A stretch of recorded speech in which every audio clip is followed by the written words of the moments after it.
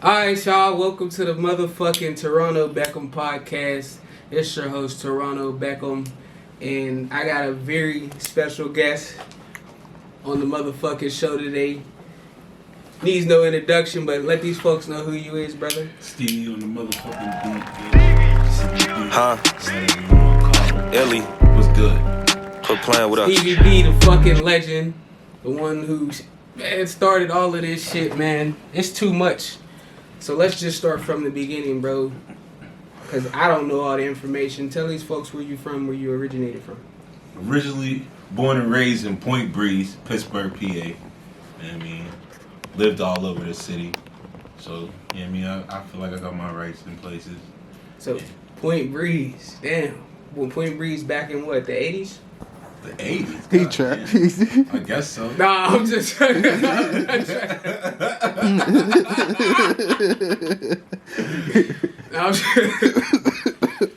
Alright, in the 90s. Point Breeze in the 90s. Like, there was shit over there.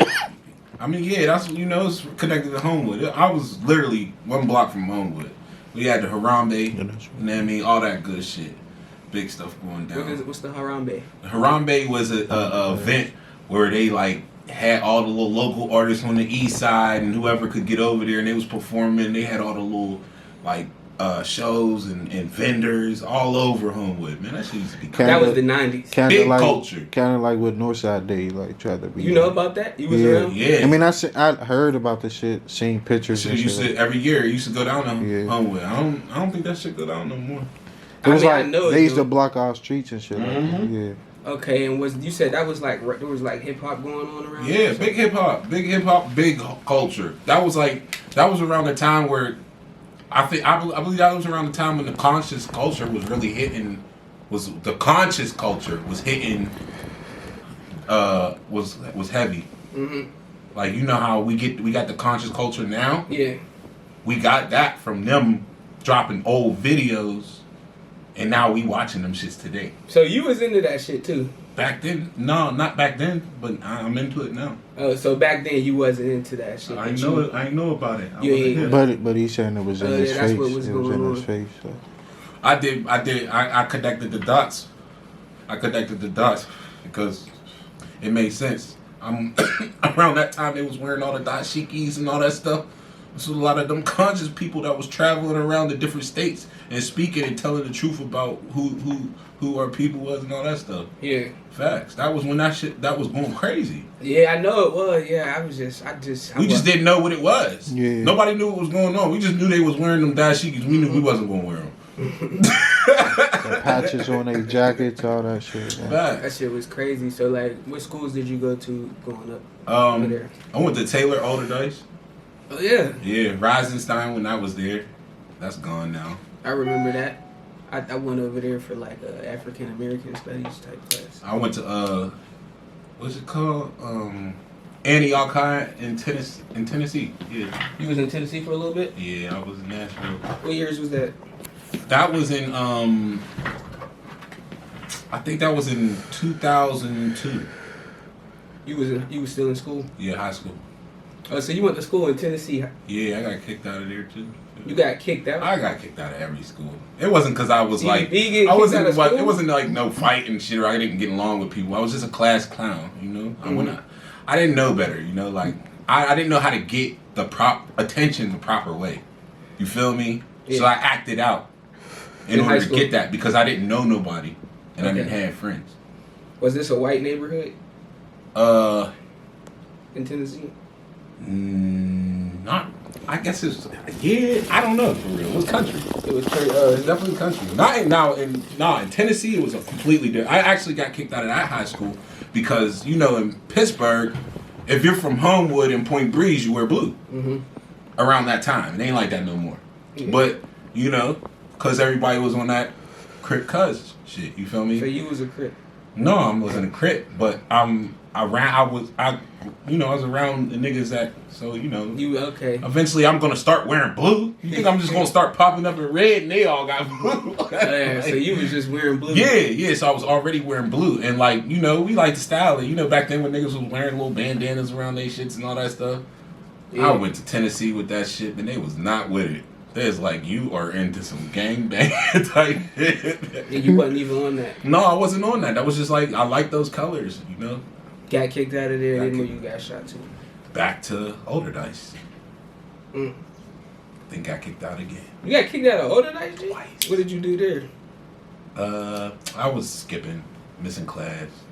I skipped for like 3 months and did some dumbass shit. Went back to school after the 3 months and got in trouble. Damn, this is Stevi B in high school in the 2000s. Cutting up. I'm young as hell. Alright, boom. Did you graduate from there? No, I ended up going to Potomac Job Corps in DC, and I got my GED. In DC, damn. Mm-hmm. Then you came back to PA? Then I came back. I got kicked out of there. Look, I'm really not it's not like I'm a bad student or nothing like that. It's just unfortunate situations. But, you know, I got kicked out of there and I still ended up getting my GED, so that was a plus. And I got a little certificate for plastering, which I don't know where that is now. Plastering, so you was going to be doing that. Plastering. That was my mission. And did you ever pursue that? Hell no. You got right into the music? No. What was you doing? Well, honestly, I actually had a job at a church playing the drums. I used to get paid every week. I get paid like $300 a week. I actually got a real W-2 paycheck for playing for services. I get paid for every Sunday service, and I would get paid for the extra engagements. So I was actually making some bread. You was making bread playing the drums. Yeah, it's just that. Off the music. You know, just started hanging in the room, hanging. So playing the drums led to all of this shit, this music shit. Yeah, I guess being in church in general it was probably the greatest school I ever attended. That's No real. disrespect to those people going to church, but it's the truth. Wait, how's that disrespect? You said it was the greatest school. Yeah, So church was school. That's like a good thing, like. yeah, I guess you could Yeah, say that. Oh, it- yeah, I guess that ain't bad. Yeah, they trying to confuse me. And that conspiracy theory shit. We're gonna get to that. He's But- funny as hell. But boom. Alright, how did you become Stevi B? That's what the people really don't know. Well, first of all, let's talk about how I got the name Stevi B. Mm-hmm. First of all, now my reason is my name's Stephen Bryce. You feel me? So that's Stevi B. But I really got it because I was a huge fan of John B back in the day. Oh, That's where I got Stevi B from. John B. wow. The little Italian That's dude. my guy, no. Nah, he's shady. I definitely. They get like bang. I used to listen to his shit 24/7. Facts. And I was on some R&B shit. So Stevie B supposed to be like my R&B name. So you came in on R&B. Yeah. I know, I remember, man. So when did you start like recording? Recording? Yeah. I started recording exactly in 2007 or 8. Around 2007 or 8. And I had to record because I was at a studio and they was rocking with me as an R&B artist, but I ain't had no job because I was like, you know, I'm gonna just do music. I didn't know better. You feel me? I thought money was just gonna rain down. So I'm just there. They fuck with my music. You know what I mean? I'm doing my thing. I was making beats a little bit, but it wasn't to the point where niggas wanted to buy them. Okay. So I was broke. I was wearing the same clothes, fucked up. My man's, he talked to me one day. He's like, yo, he's like, he was from New York. He's like, yo, son. He's like, oh, you can't, you gotta take care of yourself. You feel me? Like, you gotta do something. So I went and got a little job. That ain't work out. I was there for like 2 weeks. Came back to the studio like, this ain't gonna work, man. I was like, teach me how to record, man. Just teach me how to record, and I'll record. I'll record the people. He taught me how to record, and lo and behold, that's when I got my very, very, very first session. FTR. That was FTR was your first FTR session. was my very first drama from FTR. Was my very first session. FTR. After FTR came another version of FTR. They were Full Time Real. The same name. Yeah, but they were the same group, but like it was two different groups. Yeah, but that's like you know what I'm talking that's about. about like the same time I start hearing about you, like between Yeah, like, because I was working with both of them. between FTR and like Spike. That's like around the time like I started. That was like my first official session. Like I didn't start really recording until I met Twan, but Yeah. you know what I mean. But yeah, FTR, like Wow. There was two FTRs. yeah, That's crazy. That was they're affiliated with each other. Though. yeah. Yeah, that blew my mind right there. Shout out to my boy Trill, man. Full-time realty, go, you know what it is. Yeah. Yeah, they got a whole bunch of little branches out that FTR shit. That shit ain't no joke. Yeah, That's just a full-fledged business. Yeah. Started with them, boom. When did you meet Spike? Because that's how. Spike G. Damn, son. Was that like after, a little bit after that? That was after FTR. What happened? I wouldn't say fall out with the studio, but we didn't agree on certain terms. And me being, you know, my egotistical self, and I'm like, I'll do it on my own. Yeah. You feel me? Luckily, that's when I met Twan, and he said, "Yo, come to my crib." I ain't had nowhere to stay. I was fucked up. I was jumping full-fledged into music, straight to skydive, fucked up. Only money I was making was the little bit of dollars from recording niggas, and my beats was probably about $50 to $60 at the time. Mm-hmm. So, yeah, but You met Twan. yeah, I met Twan. Twan was in the music? Yeah, Twan was like, he was kind of like managing Freezy, and you know, and that's when the dude Von Trees and everybody. All of them was doing their thing. That was around the time the Gov was out, like the late Gov, you feel me? And probably around the time when Wiz was coming up. Alright, so I'm young as hell at this Yeah, time. you're young as hell right now. I'm not even around. He's I'm like, dude, still trying to wait. He's still trying to see what's coming for next Christmas. Yeah, so, damn. So y'all, you rocking with Twan, like, when did you meet Asko? Well, all right, because I definitely met Asko before Spike G too. Mm-hmm. I met Asko. Shout out to Bully ENT, the late Bully ENT, Big Just. I met Big Just. Twan fuck with my beat so much. He was like you're the shadiest. He said I met this other guy. I want to see what his beat. He got some hard beats too. Big Just came down with Asko. They had their Bully and t-shirts, and you know Big Just was playing his beats. And I'm like, oh, this nigga hard as hell. And that's when I met Asko. But when Big Just left, Asko never left. Mm-hmm. He seen what I had going on. He seen I was thugging it out. That nigga said, fuck that. I'm thugging it out too. And he would just stay there, and he would make songs. He would write for people, help people with their songs, help me with my songs, help me make his own songs. He definitely did. Pretty soon, he was just there, and like That's definitely it was just something you'd be used to. Man. Like, where's Asko at? How'd you meet Yace? I'm just asking. Yace? I met Yace. Yace was some shit. That's funny as hell you say that. I was making drum kits. I always make drum kits, right? Mm-hmm. And I got drum kits that are just circulating everywhere. Where I told niggas to hold them, but I didn't expect nobody to hold shit. But basically, I guess they got some of our kits and everything and things like that. And I was hearing people was using tags, and Yace had made this beat. I think he took a beat from Icy and sampled the beat and remade it into a new beat. That's where Asko got that D Blair.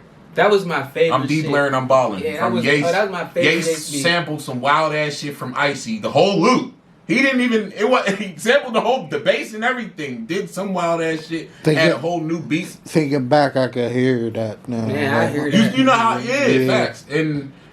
And he used our tags, and then I'm like, yo, who the fuck is this? I'm mad as hell. Like, who's using our tags? Like, who did y'all niggas give the tags to? Like, we're serious about this shit. I never knew that. And they're like, they say, Yace, da-da-da-da. We ends up meeting up, talking. And he says, like, yeah, I fuck with y'all niggas, da-da-da-da. I'm like, man, I guess he's a part of the team. Yeah. Now, shit. When did y'all make that team, Loud Pack? Man, that goes back to me, Big G, Bangers days. When me, Big G, and Banger, that was that was the fucked up best days. Yeah. The best days of being fucked up. I come from a life of being fucked up. I'm hearing it, like. Facts. But anyway, them was the fucked up best days because, you know what I mean, I was staying with my cousin and Banger was across the street. You know what I mean? And Big G was up the street and around the corner. Big G was in Homewood, cracking with the beats, as always. I used to go up to Big G's. This is before I made beats. I was making hooks in his crib all the time. You know what I mean? And I would see Banger across the street because I didn't even know he lived across the street for the longest. Till one day we just both popped out. I'm smoking a black and out. He popped out. I'm like, Banger? He's like, yo. I'm like, what are you doing over here? It's like, I live here. I'm like for a good couple months. Like he's been there and across the street from me. This is my man. It's like living across the street from me, and I don't know the whole time. Like, yeah, facts. That's so, before the Instagram. Yeah, so me and Banger always, from me and Banger, because I was used to be Banger's like kind of artist. He was like kind of my producer. Yeah. And he was making all my R&B beats. Huh. Yeah. What? So we had our thing going, and I would talk to Big G, and I was seeing how Banger was making beats. I'm like, this nigga's hard as fuck. So it was making me want to elevate how I was making beats, because remember I told you, I wasn't selling no beats. Oh, yeah. You feel me? But this nigga Banger had the sauce. He had the secret that I didn't have. Banger gave you the sauce. Banger gave me the sauce. I could say He had the secret sauce. I'm not gonna lie. Like, honestly, I would literally watch him like, you're doing the whole thing and all that shit. This is crazy.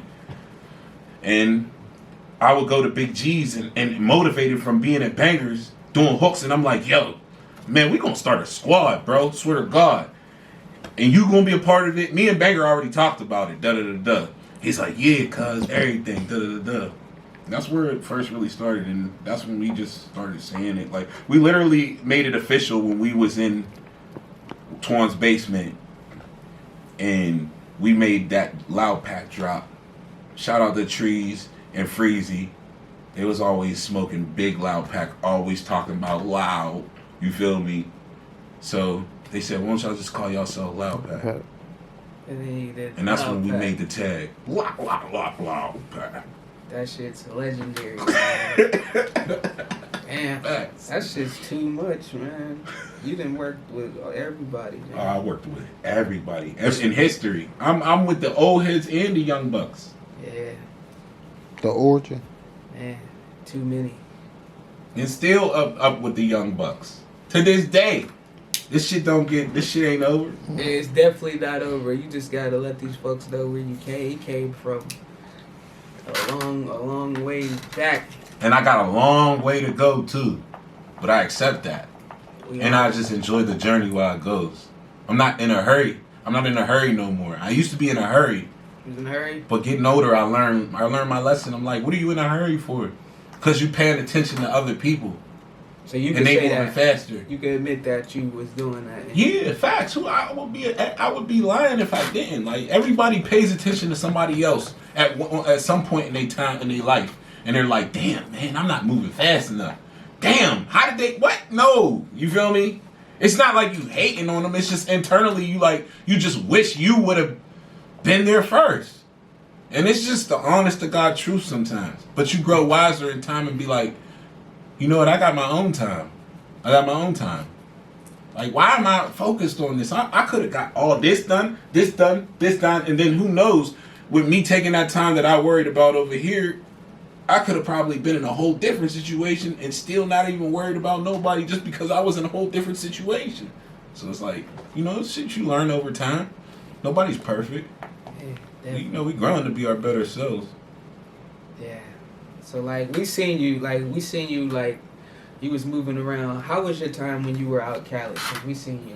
Cali was beautiful. We were so man. proud of you, man.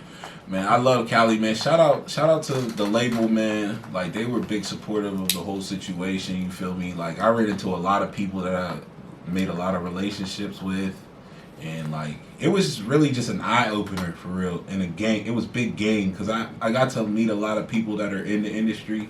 Older people at that. I didn't really I bumped into a couple young guys that's in the industry, Trippy Red, Mosley, a couple little people. They came to the crib and things like that, but I learned the most game from a lot of these older guys that's in the industry, that have weight and have been done things, but they're not out of the game, but they're not they're not fresh in it no more. So it's nobody fully hates, you know what I mean? But they'll be like, hey, this guy is legendary. He's them type of people. I got a lot of game for real. And I made a lot of connections to the point, you know what I mean, where I realized what I wanted to do. You feel me? And where I wanted to go. That's why I ended up, that's why I'm moving around now more. I be here now. But at the end of the day, now I'm like, I gotta move around more. Like, I feel like I got a formula for the people that I'm in route with. You feel me? And it's just trying to execute that for real, like, and just being out in Cali where, you know, it's a bigger space and seeing there's more shit going on, but it's still the same shit in your city for real. It's like, it's an honor. It's like, man, this shit's no different, man. Like, I'm gonna find these problems everywhere I go, man. Yeah. Real shit. So it's like, you can't run from them. Like, real shit. I agree with that, like, man. I just learned a lot. I guess I just got a lot of knowledge just being out there. And you know what? With me going out there at the time that it was quarantine, so I didn't get to be around everybody 24/7. I did a lot of sitting down like everybody else. But that gave me the opportunity to want to read more, be on YouTube more, and learn more, and just become, you know, more knowledge in everything I'm already doing. So like that's what Cali gave to me for real. Yeah. Now you be talking about that YouTube and that knowledge. That's the shit that I'm into. You think the Earth's flat, don't you? I don't think the Earth's flat, and it's not flat. But it is. It's not no globe. It's not a globe. It's not a globe. You been in the plane. You seen it like. Well, we didn't see shit when we was in the plane, huh? Shit, I did. I seen flat. Yeah, that shit was. I mean, I ain't seen no ball. Damn. So why do they just tell us that? In your opinion, just to get off course for a second. Why do they tell us that the Earth is a globe then? Because to make you not want to leave. So what do you say about the people that been up to space, the Jeff Bezos, and you seen the recent where they drove the hot air balloon to space? You think that was fake? I feel like if you ain't experienced it and it don't look real enough, like I feel like there's shit that you experienced, like that's real, and there's, you know, like, I mean, that's dope. Maybe they did go in the air, bro. Maybe they did go in the air. But as far as in the space with stars and all that shit, like, I don't know. Like, I'm not trying to be on nobody's side or nothing, but shit, like, you gotta do a little bit better than that to make me think I'm gonna give you that Guinness Book of World Records. Yeah, okay. So yeah, I feel what you're saying. There's too much CGI going on, bro. CGI, what's that? CGI is the shit that like, you know, they can change your face, all that stuff, like everything. It looks dead real. Yeah. There's too much shit, bro. Come on, bro. Like, it's technology. I'm a tech head. You feel me? So it's gonna be hard to impress me, honestly. I swear. Like, honestly, like you're not gonna impress me. Like, I don't care. Like, there's too much CGI going on. I know, like, and it don't make sense for if you see from the moon, there's no stars around the Earth, but you see from the Earth, there's stars around the moon. They do make you wonder, bro. And then on YouTube, you go on Google. I ain't never seen a real picture of space. A real picture. Come on, bro. And we're in a day and age where you could really actually modify that shit with saturation and all types of shit to see if it's fake or not. So it's like, come on, man. Ain't no the public ain't dumb. The shit that I'm saying ain't even no secret. Yeah. Everybody knows this shit. Maybe not. They might not believe the Earth is flat. Yeah. I might stand alone on that, but I'm willing to stand alone on that. I'm okay with that. I've been standing alone for a long time. Yeah, man. And that's what you think. That's the key to like your success is just being someone who's not, not scared to go against the grain. Facts. That's what life's always been about. That's what even America itself is about. My shit died. You met us, bro. I don't know how you met these niggas, bro. I met y'all. It was Asko for real. Asko was online. I guess he was probably already following y'all niggas or something. He's like, yo, look at these niggas. Hey, bro, look at these niggas with the boxes, bro. I look on his phone. It's him, it's Drake and Fed. And I was like, oh yeah, them niggas is swagged out for real, yo. Yeah. That's dope. Like, cause me and Asko was into having our little fades and boxes and all that shit. Like, we was all on the same swag for real. Yeah. And I was like, yo, fuck it, call them niggas through. Asko called them through. Y'all niggas pulled up. Who came the first time though? It was him and Fed, bro. Yeah, it was just you and Fed, right? Asko originally like hit me. Yeah, The same yeah. shit you saying. He He messaged me, but me and Fed was locked in, so we was together. So. And y'all did that Diamonds jam. Yeah. They that diamond shining, man. Yeah, Diamonds shining. But how the hell did Tory and just Jay come in the picture? Is my question. Oh, that's your question. Yes. That's where I'm lost. Me and Tory was really like the rappers. Nobody. I was at school, bro. Okay, yeah. You came the one day from. Yeah. Okay. Yeah, I was at school. I already knew just Jay from recording him in the back in the day. He wasn't in our group. No, he wasn't. I told him. I said, y'all might as well just put him in there. Yeah, you put him in our group, bro. That shit was crazy. But bro, when y'all did that show at the Irish Center, I knew it was real. I had a vision that day. If y'all would have stuck with that shit would have blew, bro. I don't give a fuck. Y'all had every girl in the city, bro. Fucking Nat Piff was doing numbers it never did in its life, bro. Yeah, you ain't lying. At least from our city, bro. That shit was amazing. You ain't Y'all niggas had y'all shirts off. Them bitches was screaming and shit. I couldn't believe it, bro.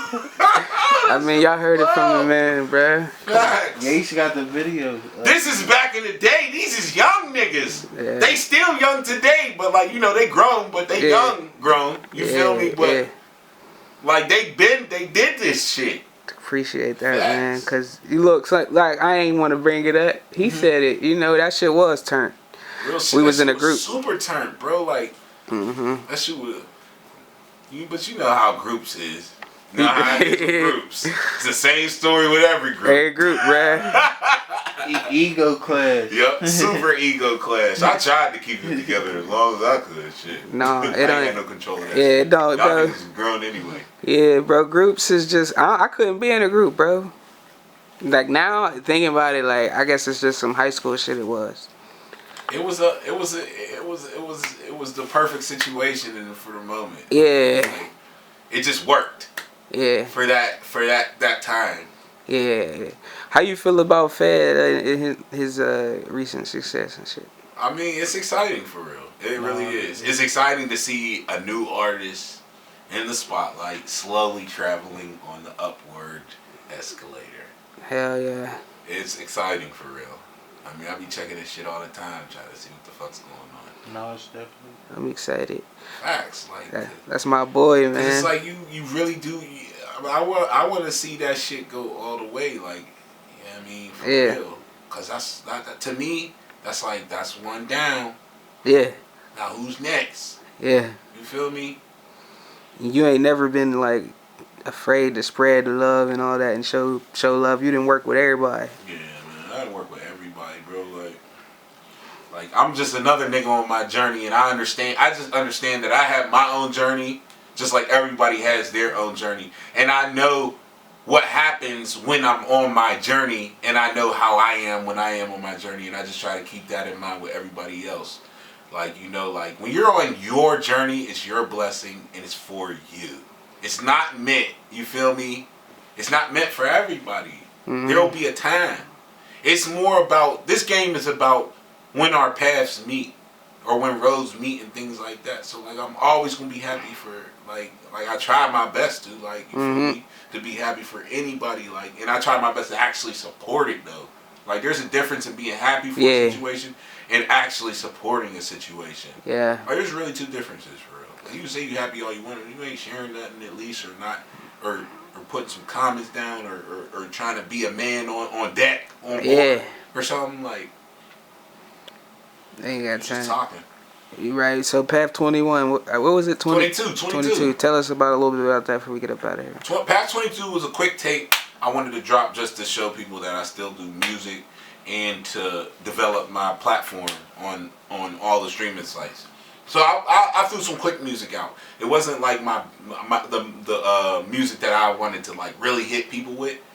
It was just like all the songs that I wasn't really super happy with, but like I love them just because they talked about shit that was personal to me. So Path 22 was really my path because I'm into numerology, so my life paths are 22. So I said everything I'm talking about is the shit that I go through as a life path 22. like Path 22, is a master number, also known as a master builder, and sometimes a master teacher. You know, and I think it is a master because I love to teach. I do. I ain't gonna lie. I'm not a teacher, but I love to teach. Right. But yeah, like it's just explaining my life and my journey and what I've been through in my road, and just telling people like, look, I've been through what you've been through, and I'm not here to whine about it. Let's move forward. Let's make the best of it. Let's be better. That's basically the message in Path 22. That's dope, man. Finna sign out, man. I appreciate this. We done recorded some shit. We done got the interview out of Stevi B. Give him your social media, bro. Facts. My social media is at Real Stevi B. That's RealSteviB. And follow me at Stevie Produced It. STEVIBPRODUCEIT. Follow them 2 pages. You feel me? That was my Instagrams. That's where I'm active the most. You feel me? Like, and if you lit, if I fuck with your energy, not if you lit, you ain't gotta be lit. If I fuck with your energy, I'll follow you back. If I don't fuck with your energy, I ain't following you back. It is what it is. You don't have to accept it. Fuck it, I don't follow me. And that's what it is. I'm signing out. And you know what else? Shout out to Toronto Beckham TV, man. This is a dope interview. I really enjoyed it. I wasn't expecting all the questions you was asking. You got some good questions out of your boy, like for sure. So tune into the next episode. Appreciate it.